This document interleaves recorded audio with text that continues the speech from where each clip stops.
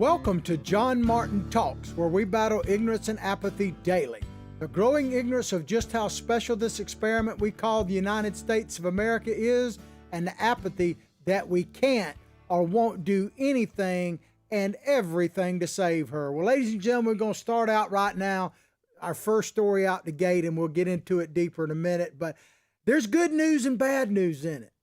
The good news, ladies and gentlemen, is you may be lucky enough to be in an unhackable zone in the United States. I don't know exactly where they are or what they are, but you may be in an unhackable zone, or you may not be, and you may be under constant threat from Russian hackers, because Biden, and we're going to talk about the summit that probably shouldn't have been, and I don't know what came out of it, but Biden gave a list to Putin of unhackable places in the United States, and we're going to talk about, what can you say, the ridiculousness of that in just a moment.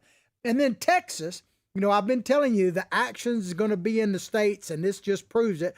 Texas has come out now and said they're going to build their own wall, and we're going to talk about what that means in just a moment. And then Ron DeSantis, I tell you, man, Florida, by the grace of God. I'm an American by birth, Floridian by the grace of God. Ron DeSantis, I'm going to say it, he's officially, in my view, the governor, the United States of America's governor, Ron DeSantis. And I'm going to prove it to you in just a moment. But before we go any further, we always have to talk about our sponsors.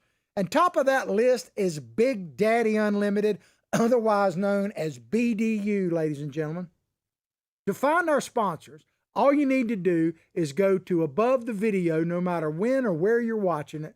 Look at the links on there, and you will find the links to our various sponsors and partnerships. Big Daddy Unlimited, click on that, follow the directions, and you will get factory direct pricing on guns and ammunition. Yes, I said it, guns and ammunition, and they have them in stock to send them directly to your door, as well as over 100,000 related items from survival gear, tactical gear, protective wear, even Second Amendment related swag you can find at BDU. And they are your Second Amendment headquarters because they defend your Second Amendment, which needs it on a daily basis. And then, of course, people are always asking me, well, just how good are the deals at Big Daddy Unlimited? Well, I got a special way for you to get a glimpse of that. At 10 o'clock every morning, Eastern Standard Time, on my Facebook page, John Martin Talks, as well as Excluded, another one we broadcast over. Put the big X up there, drop the I, put Excluded. We have Denny's Deals. It's about a 10 or 15-minute show, and Denny demonstrates the price savings of a particular item. Not across the board, but just picks out one item. He shows you the manufacturer suggested price, the basic internet price, and the BDU price, and you'll be able to see, and you will be truly amazed, and I'm sure you will immediately sign up when you see the actual savings. So check that out. Denny's Deals, 10 o'clock every morning, Monday through Friday. We have PatriotThreads.org, apparel with a purpose. Yes, they are. They are a total fulfillment center. The most important thing you need to remember is the initials of our show, JMT. You get 20% off. But what a total fulfillment center means is they produce T-shirts, that type of thing, with a patriotic theme for the charity of your choice, for the event of your choice. They will make sure that the proceeds go where you want them to go. All of that. Check it out, PatriotThreads.org. Recoil TV. I was privileged to have a few gentlemen from Recoil in the TV here in the studio just a little bit this morning. We're going to interview some of them down the line, not today, but we're so privileged to be partnered with Recoil TV. They are all about the Second Amendment in that they produce high quality, high production value videos on all things Second Amendment related. So they demonstrate, for instance, the types of products that you would find. I started to say might, but if it's out there, you'll find it at BDU. But Recoil TV is an excellent go-to source for the latest on guns, ammunition, Second Amendment related things as far as demonstrating them. We have a YouTube channel within their channel. So we're archived there on a daily basis. Of course, we have our own YouTube channel, spell it all the way out, John Martin Talks. Good morning, YouTubers. How are you? Glad to have you. Please continue to solicit subscriptions to our channel and views. We need more all the time. All right, let's get into the meat and potatoes of the show. We're starting out with a Breitbart article. Now, I could have picked a myriad of things to talk about with the summit that happened with Vladimir Putin and Joe Biden. But I picked this one piece out because I think it, excuse me, I got a little frog in my throat this morning.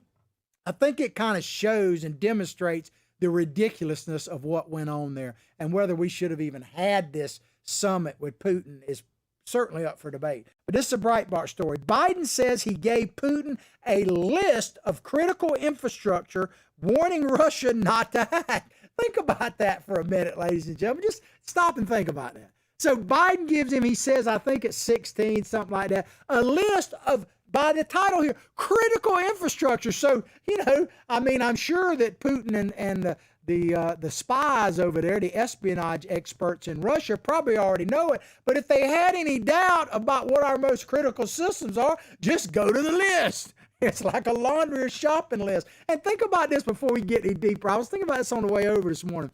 How stupid is this? I was talking to a good friend of mine about it when I was on my way into the studio. It's kind of like saying, okay, you can break into my house anytime you want, but here's a list of 16 things I wish you wouldn't steal. I mean, it's crazy, man. But as predicted, as I said yesterday, you can watch our podcast. There's several ways to do that. Of course, I told you about Recoil TV. We're on YouTube. We're also on America's Voice News, which is a great alternative to the mainstream media. Check it out. They have Roku, Fire Stick, Apple TV, channel 219 on Dish Network, and the Pluto channel, free Android and iPhone apps for you. But we're archived there on a daily basis. Don't have a live show. Petition them and tell them to put us on live. But go to their streaming service, America's Voice News. Click on the shows tab and you'll see our show up there on a daily basis in like 16-minute segments. But as I said about leading into the Biden-Putin summit, I wasn't worried about them getting along at all, because they absolutely get along perfectly. Have you any doubt? I mean, what is Putin all about? He's about using government to control opposition, right? To keep himself in power literally forever. That's what he uses the fingers, the tentacles of government to do. Well, doesn't Joe Biden and the Democrats, aren't they doing the same thing now? And we talked about how the neighbors are watching neighbors and they want you to do all this. The January 6th commission, that it's becoming more and more apparent that the FBI was infiltrating groups and actually orchestrating some of the stuff. And I don't know if this is a side note, but I saw this this morning, and I started to do a little bit of a story on it, but I'll just mention it. I don't remember the guy's name, but he's the head of the Proud Boys. The head of the Proud Boys. They've come out now and are selling like Black Lives Matter t-shirts and stuff like that and anti-Trump stuff because they've been deplatformed off these credit cards for their stuff. But in the course of the article, it came out that the guy that's the current head of the Proud Boys used to be an FBI informant. Used to be an informant. Doesn't even deny it. Says, well, that was a long time ago. So the FBI, and I understand the reasoning behind some of it, but it appears that they're taking it a step further and actually instigating stuff. And that, ladies and gentlemen, is a bridge too far. But as I told you yesterday, I'm not surprised that Putin and Biden got along famously well, because they basically are operating in a very similar manner. And I played this short video yesterday, but I thought it bared replaying. This is Joe Biden essentially telling you who we the people actually are. Check it out. The Constitution opens with the words, as trite as it sounds, we the people. Well, it's time to remember that we the people are the government. You and I. Putin could have said the same thing, right? I mean, we the people are the government. He's talking at that time when he's saying you and I, he's not talking about you and I as in American citizens. He's talking about the whole apparatus of government, which is now being totally controlled by the Democratic Party. And Biden told you during the debates that he is the Democratic Party. So I'm not surprised they're getting along really, really well. But back to this story. President Joe Biden said Wednesday he gave Russian President Vladimir Putin a list of places he considered critical infrastructure in the United States, warning Russia not to attack them. So surely that solves everything, right? We can just recoil the subs, bring our subs, our fleet back in, ground the Air Force, and oh, by the way, those old missile silos, we can just turn them all into wind turbines right now. It's a win-win. Surely Putin is going to look at that list and say, we're at peace now. And Biden went so far as to say that he told Putin, he said, listen to this, ladies and gentlemen. This just shows you how idiotic and imbecilic Biden is. Biden said that he gave an example to Putin like, well, what if we hacked you? What if the hackers were either in Miami or Maine? How would you feel about it? And he said Putin had some kind of awakening there. Give me a break, man. What's the deal, Joe? I don't know. How does it get any stupider than this and ridiculous? It would really be funny if it weren't scarily true. But listen to what Biden said. He said, I gave them a list, them being the Russians. If I'm not mistaken, I don't have it in front of me, 16 specific entities. 16 defined as, this is Biden's own words, 16 defined as critical infrastructure under U.S. policy from the energy sector to our water systems. Is it just me? Please help me. Is it just me, or is this just totally idiotic? Idiocracy. This is a scene from that movie. If you haven't seen the movie Idiocracy, do yourself a favor and stream it. It's a little dated, but it's pretty dadgum funny. And we are living in the middle of Idiocracy. Although I would say that dude right there has much more intelligence. He was the president of the United States with the machine gun there. Much more intelligence than Joe Biden. But help me out, please. Help me out. I'm asking for help. Like what Biden say, I need you. I need you. Is it just me? Or is this not the most idiotic thing you've ever heard of? But Biden's not through. He went on to say, I talked about the proposition that certain critical infrastructures should be off limits to attack, period, by cyber or any other means. Now, what is the likelihood that this list not only could be used by Russia, but Iran's subject again? Come on, man. I hate to laugh at it. It's just sad. It's pathetic. And the media sucks, man. They don't even point this out. They should have been mocking him. Give me a break, man. But here's the thing.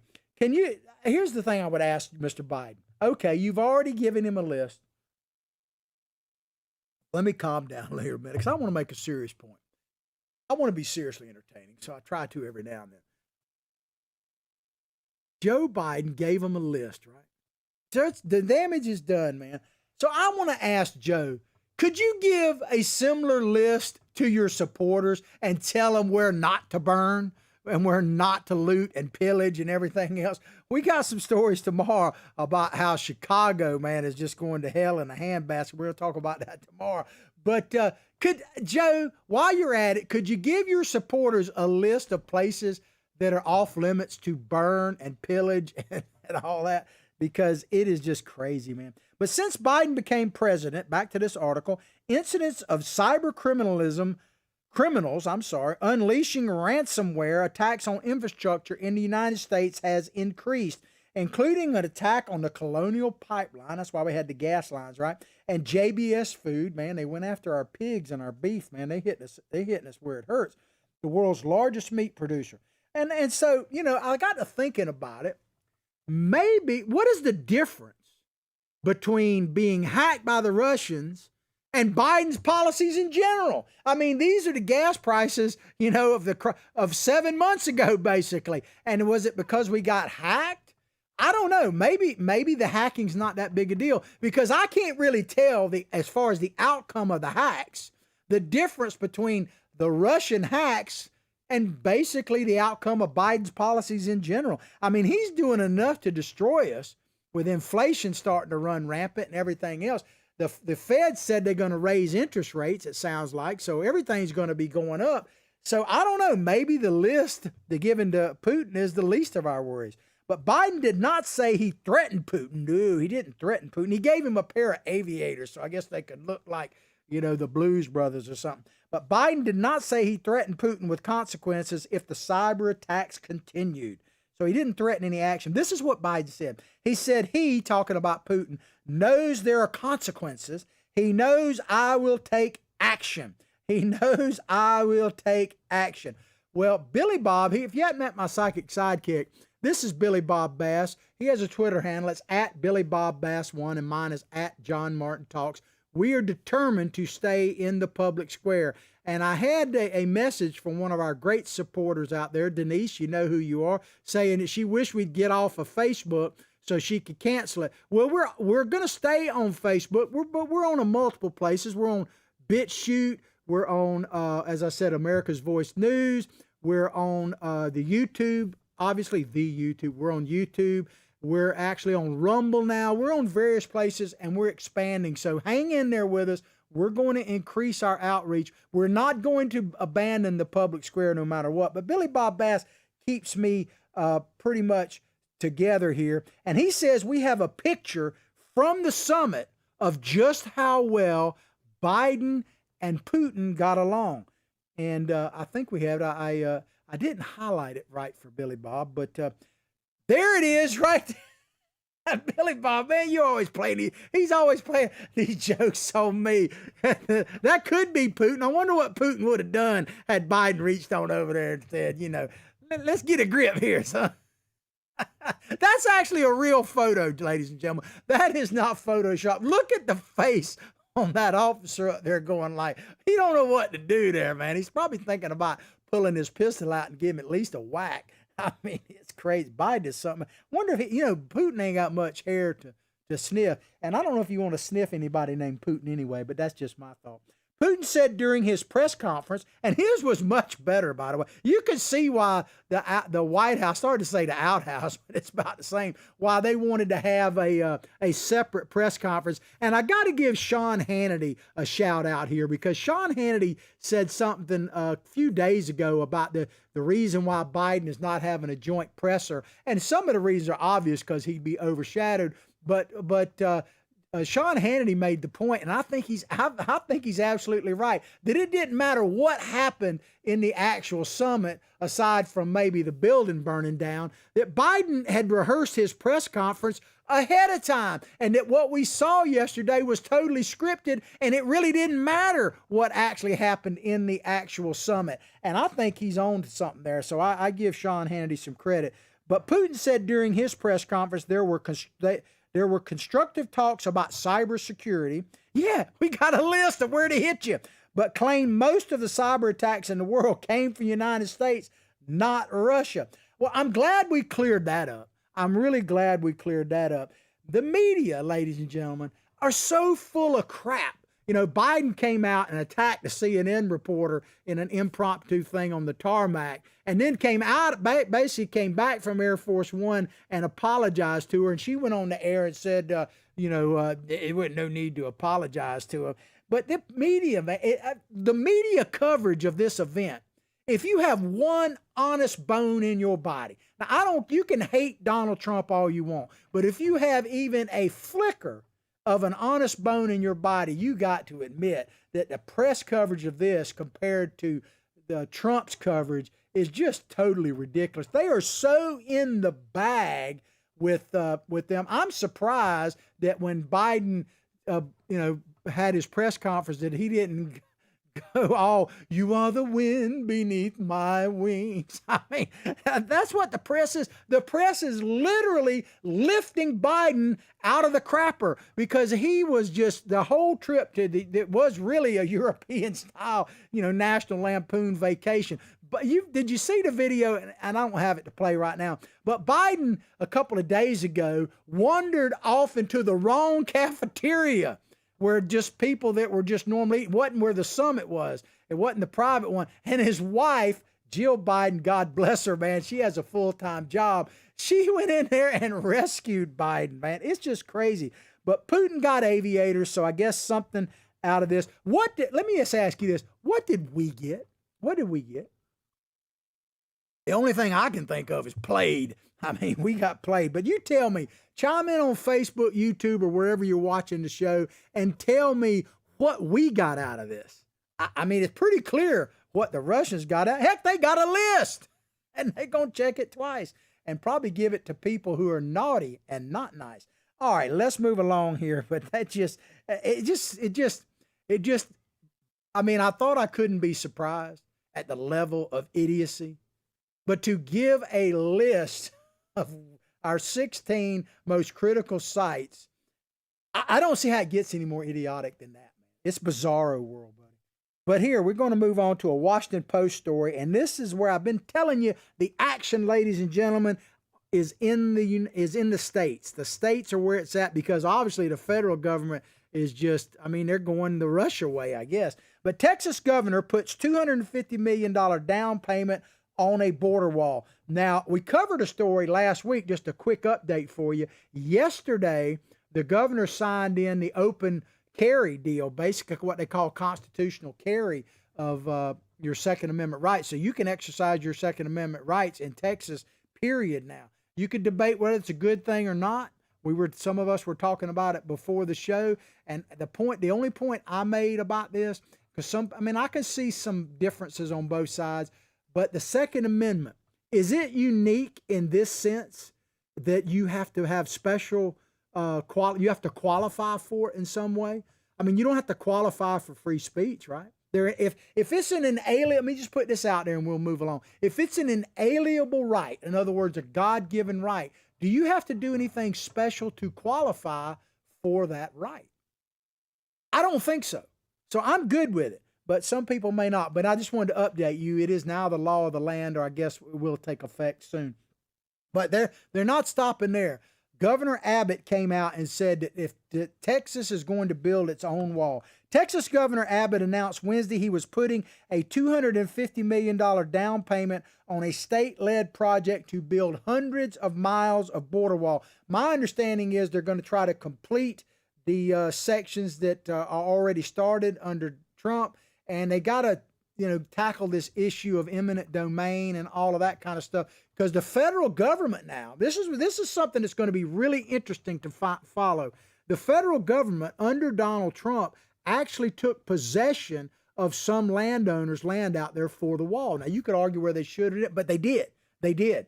So what is the government's position, the federal government that is, now that they have that land, but they're not going to build a wall? Are they going to give it back to the landowners, which is what Abbott is saying, or maybe they're going to turn over the rights to Texas? I doubt it. So that's going to be an interesting question that we're going to have to track. Texas governor said we're going to put $250 million down payment of hundreds of miles of border wall as part of security plan he said was made necessary by the federal government's neglect of communities along the state's international river boundary with Mexico. No question there has been neglect down there. So they're going to make, I guess that the federal government now is making Texas pay for the wall instead of Mexico pay for the wall. Trump has actually announced that he's going down there. He's been invited by Governor Abbott to visit the border, and he's going to go down there. But Billy Bob tells me that we finally at least got a response from Kamala Harris about going to the border. And, he played a trick on me before, so I don't trust it. So I'm not sure exactly what we're going to see. But Billy Bob says we have a response from Kamala Harris. So check it out. In San Francisco.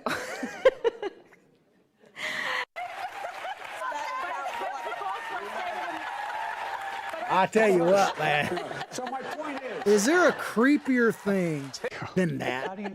How do you define what you hear from?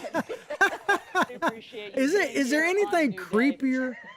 I think I've had enough. I don't know if I can take it anymore. Is there anything creepier than Kamala Harris? I've been telling you, everything's opening back up now that the COVID deal and all that. California is opening. They're dancing in the streets apparently out there. Are we going to have trick or treat again? Are we going to have trick or treat? We never got the official word, by the way, of whether we're going to have 4th of July. We have permission because Biden, remember, said he might give us permission to eat a hot dog with somebody else. Have we officially gotten permission for 4th of July? Because it's less than a month away. But I'm wondering about trick or treat. Are we going to have trick or treat? Because I got a suggestion for you. If you don't want trick or treaters coming to your door, just play that last video in a continuous loop, put the audio portion of it, and I guarantee you that normal people run the other way. Now, I can't tell you what you might attract. You might attract some pretty scary stuff. Abbott, who is seeking a third term, I guess there's no term limits there, a third term in 2022, and was recently endorsed by former President Donald Trump, opened his remarks by crediting the previous administration's policies, talking about the President Trump, for slowing migration, illegal immigration. I just want to call, I got to call it out. We're not talking about migration, we're talking about illegal immigration, and tying his state's perceived woes to the Biden administration's dismantling of those programs. Trump announced Tuesday that he had accepted an invitation. I don't think he's given out exactly when he's going to go, but perceived woes. Why are they perceived woes? I mean, there are plenty of woes, and I'm not even blaming. I mean, the migrants, the illegal immigrants, are going through all kind of hard times themselves. I don't see where any perceived woes down there. There is a lot of woes happening at the border. Period. It's people are suffering from who is not suffering other than Kamala? She's not suffering. Joe's not suffering, right? But anybody that's down at the border, they're all suffering. Citizens of the United States of America are suffering the injustice of having our border just open. The Border Patrol is suffering through heat and trying to deal with this mess in a humane way. The people who are coming here illegally are obviously suffering. Why would they be coming here if they weren't? I mean, so that this perceived woes, there's always a point in the show where it just kind of pisses me off. And this is one of them, perceived woes. Who is not having issues that is dealing with this at the actual border? Who? I mean, it's a travesty at so many levels. It just pisses me off when they say perceived woes. But back to the story, Governor Abbott said, remember that the border was far more under control under the Trump administration until President Biden came. I would agree with that. And this is something he says, I kind of agree. It's interesting. Listen to this next thing. But the biggest difference, this is Governor Abbott comparing Biden and Trump. He said the biggest difference between the two administrations is a difference in commitment. He said, and a difference in commitment. I'd say it's actually a little bit more than that, a difference of commitment. I mean, Trump was Batman, man. I mean, he was I started to put up Captain America Trump thing. I mean, Donald Trump, when it came to the border, was a superhero. There's no doubt about it, ladies and gentlemen. But the action is definitely in the states. That's why I've been telling you that we need to form, in this case, I put this up there because it's a Gulf Alliance. In other words, it's states that have a mutual self-interest. They're connected to each other. I think Florida should help Texas. We're going to do a story about that in just a moment, and vice versa. I think we should do this. And any other states, and I'm not talking about some kind of confederacy, so don't go there. I'm talking about states that stand up for their constitutional rights and challenge the federal government. Because keep in mind, if you're new to the show, you haven't heard this, but if I say it, it bears repeating. Let me take a sip here before I tell you. My only political goal right now is to stop the progressive takeover of this great nation, to stop it. That is my political goal. And I'm going to judge everybody, whether you're running for the outhouse, the White House, Park Avenue, Park Bench, appointed, whatever, about how you can stop me or how you can help me stop the progressive takeover of this country. I don't have a list of 16 things like Biden, but it's just a broad list. We got to stop it. And I believe one of the ways to do that is to get the states to fight back. And the Democrats don't want that to happen at all. So, that's my goal. I ask you who's with me, join me. But I do believe we need an alliance. All right, let me check my time. We're going to move into a next story here. And this comes to you from The Hill. And let me just tell you right off the bat, I am officially declaring today that Governor Ron DeSantis, our great governor of the state of Florida, is now officially America's governor. I'm not trying to put him up for president or anything else, but we lack leadership in Washington. And now I will say this guy is taking the lead in many ways for the whole country. And listen to this next story because it kind of proves my point. This is from The Hill. DeSantis, Florida offers to respond to border security crisis in Texas and Arizona. Governor Abbott put out a statement calling for, and I think he was mainly thinking about places like Arizona, California, but he called for people to help Texas defend the border. And many people, many states have responded in some form or fashion, but Florida, under the leadership of the great Ron DeSantis, is the first state to actually commit to sending law officers down there to help Texas. And I love Ron DeSantis and what he's doing here. Florida Governor Ron DeSantis announced on Wednesday that law enforcement officers from his state will be deployed to Texas and Arizona to address challenges at the border. And, it kind of reminds me, now I'm a Florida Gator, went to the University of Florida, and one of our great songs is We Are the Boys from Old Florida. And there's a line in it that says, in all kinds of weather, we all stick together for Florida. So I'm American by birth, Floridian by the grace of God. And I know when you bring in a sports analogy, you got conflicts, both even in the state of Florida. But I think Ron DeSantis is on to something here. And I would, as an official Gator gesture, I think I can speak for many fellow Gators, I will allow them to use that in all kinds of weather. We all stick together, because that's what's happening. A storm is brewing, ladies and gentlemen, and I'm not talking about the one that might hit me this weekend when I'm out there fishing. I'm talking about the storm of progressivism is trying to take this country over, is taking this country over. And we got to stop it. That's the only political goal is to stop it. So in all kinds of weather, we got to wake up, rise up, put our finger to the wind, whatever, look at the flags blowing and see that there is a foul wind blowing, ladies and gentlemen. It is a foul wind. I'm dead serious about this. If we don't man the political ramparts, we're going to have to man the real ones again. And that would be a dadgum shame. I'm not saying we don't need to at some point. I'm not advocating any violence algorithm. All due deference. I'm saying if we don't man the political ones, we're going to have to man the real ones again to preserve, protect, and defend our freedom and our great Constitution of the United States of America. And we don't want to do that. And one of the ways we can stop is to fight back politically through all. Then the states have to join together and push back against this overreach of the federal government. That, by the way, ladies and gentlemen, your constitutional lesson for today is what the Constitution is all about. It is not about empowering we the people of the government, like Biden said. It is about protecting we the people from the Bidens of the world, from the overreach of federal government. We give permission to be governed. We don't ask for permission to be governed. We give permission to be governed under the U.S. Constitution. And the states have the right to absolutely defend their rights, their citizens' rights. And that is what is happening from Florida down to Texas and the Mexican border. Let's get along with this. DeSantis, seen by many as a potential GOP presidential candidate in 2024, said that he was responding to the failure, you think, of the Biden administration to secure our southern border. I mean, it's not even a failure. They're not even attempting to.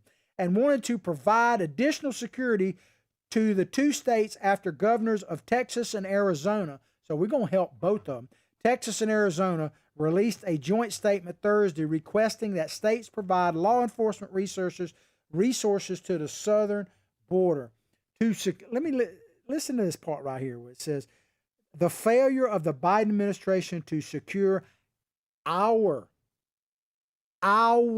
southern border. It's not Texas's southern border. They just happen to be the state on that border. It's not Arizona's border. They just happen to be the state there. It's our border. It's critical that we understand that. It is our responsibility as American citizens to support, protect, and defend this great land. We've done it throughout our history, right? It's our border. I think that's very, very important. It's not the Texas southern border. It's the American southern border. So I say amen and hallelujah to Governor Santos, because he gets the old song, this land is your land. I feel like singing today. This land is your land. This land is my land. It's our land. Ours. and we have every right to defend it. And that's what Ron DeSantis realizes. He realizes it is ours. Listen to what he said here.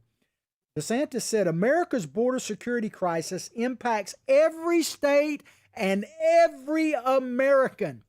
Now, you want to talk about a unifier. It ain't Joe Biden. It's America's governor, Ron Dadgum DeSantis. There is more unity in that statement than anything Biden has put out in his 100 and some days of office. Let me read it again. This is from Ron DeSantis. He said, America's border security crisis impacts every state and every American. I mean, if he ends up in the White House, we will truly be blessed. DeSantis said, Florida is going to support. This is why I tell you, man, I am United States American by birth, Floridian by the grace of God. Listen to what our governor, your governor, the governor of America, America's governor said. Florida is going to support Texas and Arizona. We believe that securing the southern border is important for our country, but specifically we believe it will benefit the people of Florida. So he's thinking about his citizens too, to be able to get this under control. So where the federal government has failed, the states are stepping up and doing our best to fill the void. Amen. I don't know if he watches the show or not. I'd love to get him on here. Amen, Brother DeSantis. Preach on, man. Preach on. All I can really say is thank you, sir. Thank you, sir. Thank you, Governor Abbott, while I'm at it. Thank you all from what I can tell, Republican governors that are standing up for America. Thank you. I appreciate it. And you know, I guess it's, Ron DeSantis, I guess is an example of what that Virginia school board member we talked about the other day. We talked about on our show. I told you how to look at our podcast where she came out and, is wearing the hijab and said to her graduating students there, remember your jihad. And she warned about extreme individualism. And she was talking about basically Trump supporters, people waving American flags and those kind of extreme individualists that made this country great to start with and are trying to make it great again. I guess I'm one of them. I'm an extreme individualist, and I'm proud of it. I don't apologize for it. And Ron DeSantis gets it. He is America's governor now, in my opinion. I'm going to say it again. And here I want to specifically talk to Floridians for just a second. We got to get this guy reelected. And I'll say it broader to America. Support him if you can. Donate to his campaign. Tell people that live in Florida, we got to reelect Ron DeSantis, because I'm telling you now that they, being the progressives, are going to come after, including the media, everybody else, after Ron DeSantis like you can't believe, for two reasons. One, they just want to defeat the guy because he's making sense. He's turning people's heads and making them look at the reality. And his poll numbers are going up because of it, because people appreciate honesty. He's a lot like President Trump in the way I think he actually even maybe does it better, if that's not sacrilegious to say, but he doesn't suffer BS very long. But we got to get him reelected, because they're going to come after him, because not only do they want to defeat him as governor, which would, hurt any chance he'd have it being president, but they want to make sure that even if he is reelected, that he is such damaged goods that he won't even consider running for president, whether it be in 2024 or beyond. But it is critical and vital that we get Ron DeSantis reelected. I'm just saying. I guess I'm showing it, that is my official thing here. Okay, we got a few minutes left. I want to get into a story here. I did not put it in my headlines, but I think it's really interesting. It's one of these ones where I talk about it from time to time, a trend, because you may recall, and I try, like I said earlier, I try to be seriously entertaining. I believe it's better to laugh than to cry all the time. Although there's a lot to cry about right now. Most of the time I cry tears of joy, by the way, if you've watched our show any length of time. But comedy, ladies and gentlemen, is a very important. And comedy is really dead. It's been dying for a while. But under Trump derangement syndrome, and I'm not blaming Donald Trump, but he, the response to him, and I'm not just talking about late night comics, although we're going to talk about some here in just a minute, that comedy is just dead. And we absolutely need comedy, not only for the relief from daily life, but we need one of the great things about comedians is their ability to speak truth to power. Truth to power. That's why they had a court jester, so that someone could speak the truth about the king without necessarily getting hung for it. So we need comedy, and it is dead, man. And this is an article from National Review, and this is about Stephen Colbert and an interaction he had with Jon Stewart. Now, I don't have the video. You can look it up. It's not that difficult to find. Maybe I'll put it up on my Facebook site over the weekend. But Colbert, you know, he used to go on right after, I believe, the show with the Daily Show with Jon Stewart. And they were a pretty good pair. And back then, Colbert was actually pretty dadgum funny. And he was, I liked him. I watched it. And Jon Stewart, I don't always agree with him, but I always respected him. I haven't even watched this Trevor Noah guy that's on now because it's so politically correct now.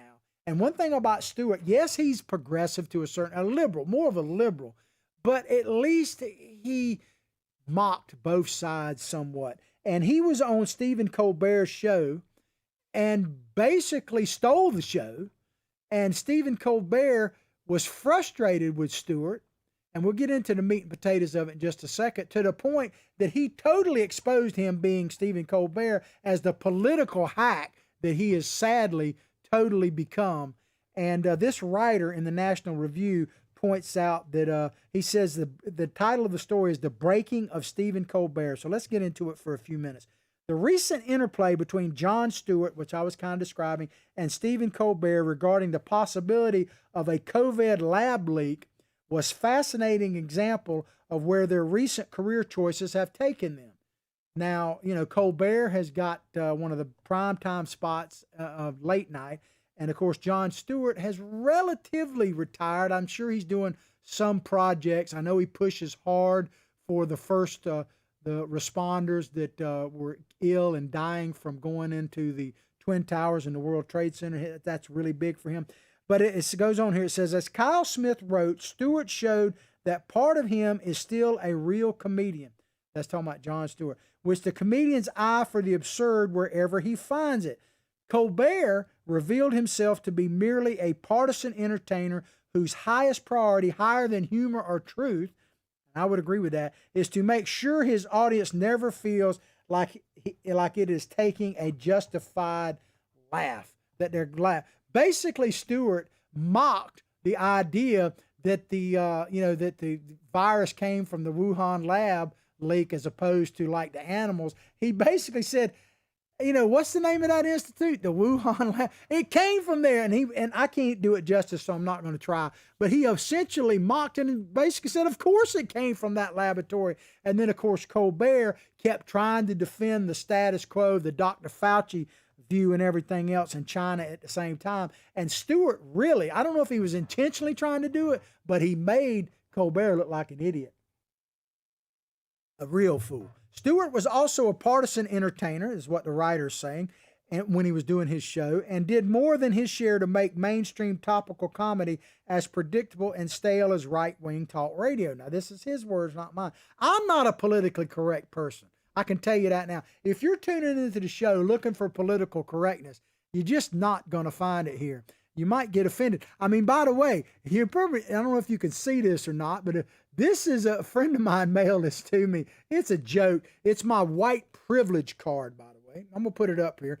It says here that I'm a member since birth, and it's good through death, and the card holder's name is Scott Free.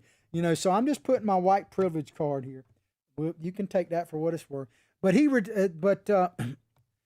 he's talking about back to Jon Stewart. He said he retired before the audience expectations of total partisan conformity had become extremely crushing. So what he's basically saying is Stewart might be like Colbert if he were still on TV. But he talked, let me check my time. Got a couple minutes left. Let's continue for just a few minutes. The live audience, talking about when he was on Colbert's show, the live audience obviously liked Stewart's material. They absolutely did. They laughed, and gives at most tepid reaction to Colbert's repeated attempt to rebut Stewart and to throw off Stewart's comic timing. Above all, Colbert spends time spends the entire segment desperately disassociating himself from Stewart. You really need to watch it. At one point, he cracks that Stewart must be working for Republican Senator Ron Johnson. And this guy says, and I agree with this pretty much 100%, he said, the message is simple. It doesn't matter if the stuff you are saying is funny. This is why comedy is dead, and I agree with this. It doesn't even matter if the stuff you are saying is true. What matters is you are putting me and my show on the wrong side, and that's the problem. That's it. You have to be on the right side, drinking the proper Kool-Aid, saying the proper things. I got to tell you, ladies and gentlemen, if comedy isn't a certain extent offensive, then it's really not comedy, right? I mean, someone, and this is what the comedian's job, in my opinion, someone has to stand up and say the emperor has no clothes. Someone has to speak truth to power. But comedy, especially since with Trump derangement syndrome, has literally become a theater of political correctness, and no one speaks truth to anything. And if you try to, think about this. Jon Stewart used to be the darling of a lot of progressive leftists. Now, because of his appearance on Colbert, he's being crushed on Twitter and everything else. He's still the same guy. He proved it the other night. But, ladies and gentlemen, we told him to take back our country. We need to take back, and by the way, and I'll close the show with this, that term, take back our country, you know who we need to take it back from? Not Barack Obama, not Joe Biden. We need to take it back from ourselves. We need to take it back from ourselves because of our ignorance and our apathy. We have allowed us to go down this path. We need to take comedy back because we have been in a long slumber. We need to wake up, ladies and gentlemen. We need to get truly woke and take our country back from our own ignorance and apathy. We need to educate ourselves and others. We need to motivate ourselves and others, and we need to activate, which means get busy doing something ourselves and others. And when necessary, we need to eliminate through voting people that need to be gotten rid of, out of our system. Because my goal is to stop the progressive takeover of this country, and comedy is a part of that. We need to take comedy back because it has been totally taken over by progressives who, one thing for sure, they're not very funny. I hope you've enjoyed the show as much as I've enjoyed bringing it to you. Please go to all our social media sites, like them, share it with others. Check out our sponsors. Remember Denny's Deals program on before us at 10 o'clock in the morning. Check that out. But above all else, ladies and gentlemen, I'll pray for your family. You pray for mine. Let's all pray for this great nation. God, she needs it, and I think she deserves it more now than ever. But above all else, like I say each and every day, from my heart, from my family to yours, have a blessed day.